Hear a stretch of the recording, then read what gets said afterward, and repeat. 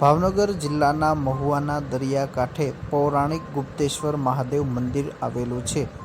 હાલ શ્રાવણ માસ ચાલી રહ્યો છે ત્યારે સમગ્ર વાતાવરણ ભક્તિમય બની ગયું છે।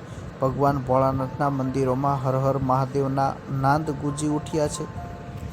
શ્રાવણ માસ દરમિયાન શિવ ભક્તો વહેલી સવારથી જ મંદિરોમાં દર્શન અને પૂજન માટે ઉમટી પડતા હોય છે। ત્યારે ભાવનગર જિલ્લાના મહુવા નજીક સમુદ્ર કિનારે ગુપ્તેશ્વર મહાદેવ મંદિર આવેલું છે, જે શ્રદ્ધાળુઓ માટે વિશેષ આસ્થાનું કેન્દ્ર છે।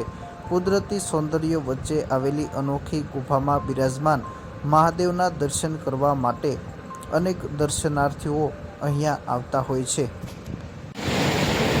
મારું નામ ડાભી રમેશ છે અને આ જગ્યા ગુપ્ત કાશી તરીકે ઓળખાય છે। અહીંયા ગુપ્તેશ્વર મહાદેવનું સ્થાન છે, ગુપ્તેશ્વર મહાદેવનું સ્થળ છે।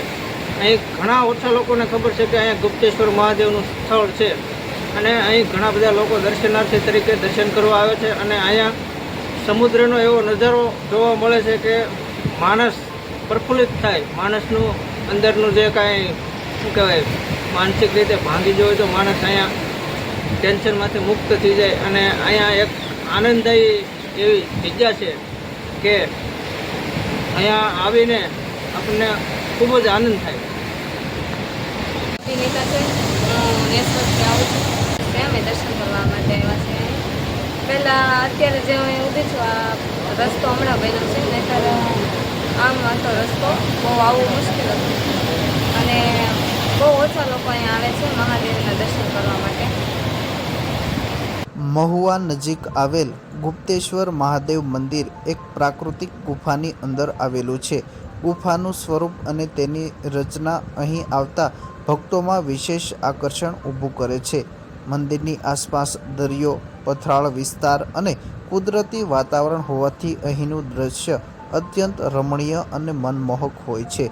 ગુફામાં પ્રવેશ કરીને મહાદેવના દર્શન કરતા ભક્તોને આધ્યાત્મિક શાંતિનો અનુભવ થાય છે। અનેક શ્રદ્ધાળુઓ અહીંના વાતાવરણને અમરનાથ ધામની ગુફા સાથે સરખાવીને અમરનાથ જેવા દર્શનની અનુભૂતિ થતા હોવાનું જણાવે છે।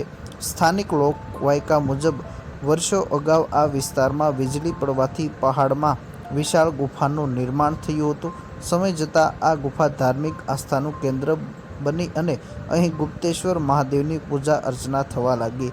ગુફાનો આકાર અને કુદરતી રચના અમરનાથની ગુફા જેવી હોવાનું પણ ભક્તો માની રહ્યા છે। આ ઉપરાંત બીજી લોકવાયકા મુજબ મહાભારત કાળ દરમિયાન પાંડવોએ આ વિસ્તારમાં વાસ કર્યો હતો અને તેમના દ્વારા આ ગુપ્તેશ્વર મહાદેવની સ્થાપના કરવામાં આવી હોવાની પણ એક લોકવાયકા રહેલી છે।